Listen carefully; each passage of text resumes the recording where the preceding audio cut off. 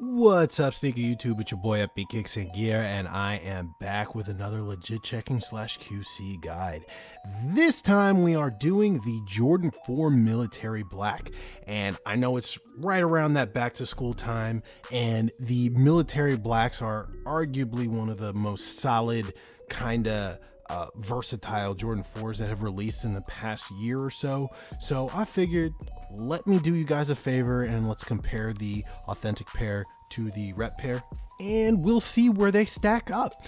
Right about now, these are approaching $350 on the resale market, which, you know, considering the other shoes that I've done on my channel, that's not that expensive, but still, you know, the reps are about 130, 140 bucks. So now's the time. If you want to make the decision, now's the time. So hopefully I can help you with that, and I can give you guys a little bit of education on what the differences are. I got these from Coco Sneakers. You guys know I get GD batch from them, GP batch from them, all that stuff. So I'll leave Coco's information up on the screen.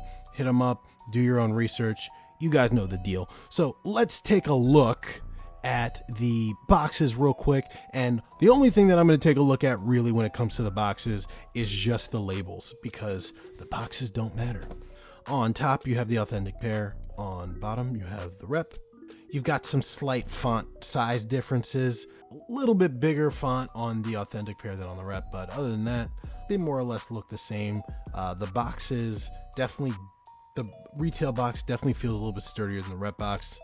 And the printing of all this stuff on the printing, the cement print, I should say, on the authentic box looks a little bit cleaner than on the rep box. But other than that, same shit. So let's get the shoes out and let's start talking about the shoes. So I got these on a very recent restock on sneakers. So I figured, you know what, I haven't got myself a pair of 4s in a while. Let's give these a try.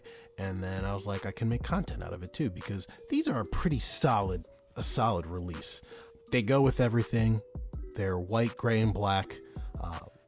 Solid ass model too. The Jordan 4 is such a good model. So I figured I can get these for myself, and I can see where the reps stack up, and yeah, give you guys a little bit of education while we're doing it. So I'm gonna say right from the jump, I am super impressed. I would say that I'm blown away, but I'm not blown away, because the people never really seem to realize that it's not the off-white Jordan 4s or the Travis Scott Jordan 1s that are the best reps.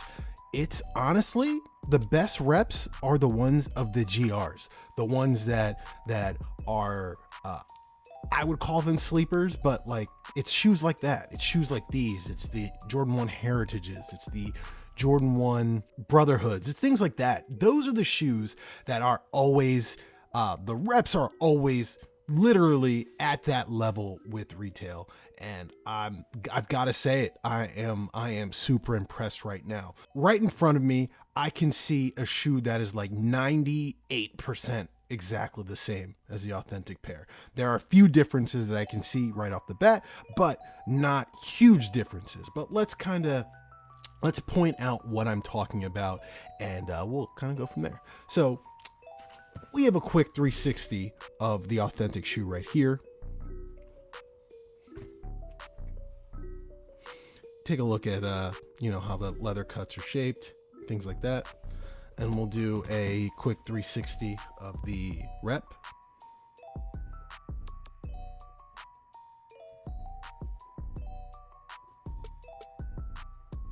Now, the first thing that I'm noticing while comparing the authentic pair here on the left to the rep pair here on the right, while the uppers and the materials and everything feel exactly the same, they feel like they're using the same type of material. Probably the only real visual difference, I would say, is the color of the suede that they have on the toe box here, and it's a very kind of coarse suede, so they look and feel exactly the same in terms of the texture and the thickness, but you can tell that the rep is just a little bit darker, and then not only darker, it comes up higher on the toe box, and you can see that a little bit better here on the side view Let me bring the camera back a little bit so you guys can get more of a full picture. But you guys can see toe box height. And that's something, honestly, these cuts, especially around the toe, are usually what I like to look at when I'm looking at Jordan 4s.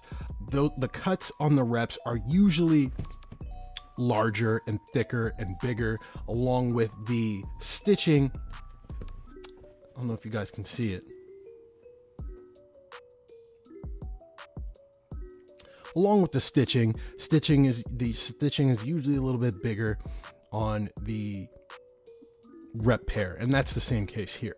So yes, the toe box is just a little bit thicker, it's a little bit higher. That is something that reps tend to struggle with no matter what. I don't know why that is. You can try and QC for the best pair that you can get. This one's just a little bit better than the other shoe, but still definitely higher than retail, but not bad at all. Another thing that I like to look at when it comes to reps is how much play are we getting right here in the netting. Usually I like to count 1, 2, 3, 4, 5 before I see, before it engages with this bottom lace here. Usually what I'll see on reps is that it is a huge gap. Sometimes there are 8 or 9 squares where laces start all the way up here, but as we can see, 1, 2, 3, 4, 5. Very good. It's not too much space. That means all the laces are placed relatively well, although they aren't laced the same. And for whatever reason, reps don't get factory lacing right, which maybe that's a good thing. Maybe that's something they do on purpose, but they don't get the factory lacing right. And that's usually a pretty good tell, especially if you're looking at a DS pair. But other than that, the only real differences between these shoes are QC differences, meaning cuts of leather are bigger or smaller. The stitching is placed here rather than there. As you can see here, we have the Flight Jumpman tag on the tongue here. You can see how it's placed very similarly on both these pairs, but they're placed pretty high on the rep pair. But it's not because of placement per se, it's actually because the tongue is slightly shorter on the rep pairs. And that is also something that you should look at, because I've seen rep Jordan 4s, they get the tongue either too long or too short. And it's small things like that like people kind of take for granted because these are so good. They just chalk it up to variation, but you're not going to see short tongues on authentic Jordan 4s. But even when you're putting these side by side, we're talking about centimeters of difference. Is it a huge call outable thing? Absolutely not. Not call outable for the person wearing these, but legit checkable. Absolutely. If you know what you're looking for.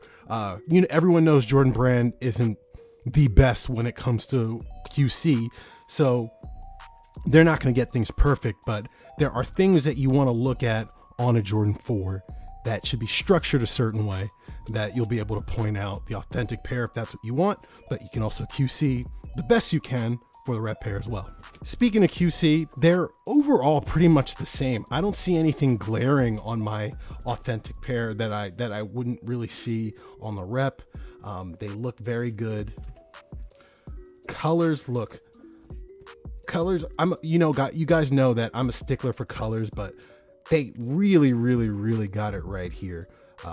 Even the outsoles look identical, and that's rare when you see shades of grays match, shades of black match. Even in other comparisons I've done, the white leathers have been different, but these look fantastic. And that's pretty much it. They even have the back tabs. They're not too high. They're not too tall, they're not too short. You can pay attention to the little dimples here. Sometimes there's a little bit of a shape difference, and I can kind of see that there. Also a glossier finish on the back tab of the authentic pair versus the rep.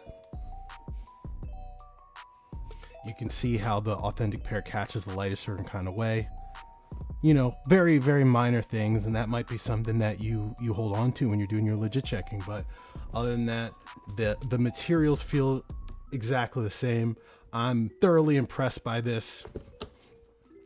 Overall, this is what, personally, this is what I feel like this is what reps should be about, right? This is a shoe that does 100% of what this does. Let me be clear. For the person that is training themselves to legit check, which if you are buying authentic shoes, you have to adapt with the game just like everybody else. If you are not training yourself to legit check the shoes that you buy, you're doing yourself a disservice and you're asking to get scammed. With that said, this is the perfect situation.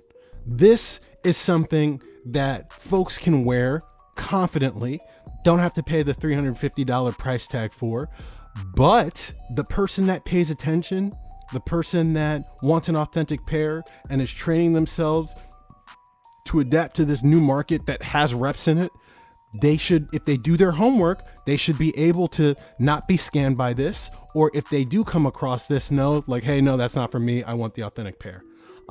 That's what this should be about. There is way too much on both sides about, oh, well, you know, I would never buy an authentic shoe. Why? You know, why spend this amount of money or whatever? And then on the other side is like, oh, reps are terrible, yada, yada. They're not, right? Like the real story is in the middle. You got something that can fill the place and you can wear, and you're not suffering in quality or anything like that. But the people that want this, the thing that does hold value, and I'm not taking anybody's side, but like we're talking about objective truths here. The thing that does hold value can still be picked out in a lineup, and that's good. Nobody should be mad at that. But let me get off my soapbox. The last thing we'll take a look at is the air bubble here. It's pretty sturdy. It's pretty stiff. It's white on the inside.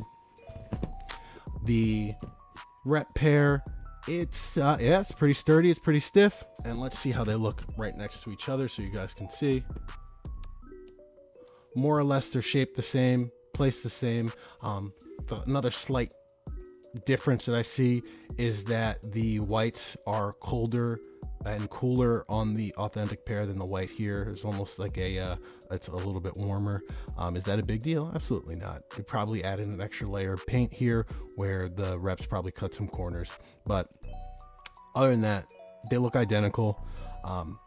This review is actually pretty refreshing to see because generally I'm reviewing a lot of the hype stuff because I want to make sure, you know, people got the information that they need. But this is what the whole rep thing should be about. Get your shoe, rock your shoe, but don't step on the toes of the people that want this. And I think that this is a perfect example of that. So with all that said, guys, that's it. I don't know when I'll be posting this video, but it will more than likely be after the giveaway's over. So if this comes out before I announce who the giveaway winner is, please stay tuned. I've got to figure out how I'm going to do a draw system so that we can do that. But with all that said, guys, Coco Sneakers, authentic. I'll leave that information up here one more time, and I will see you in the next one. Peace.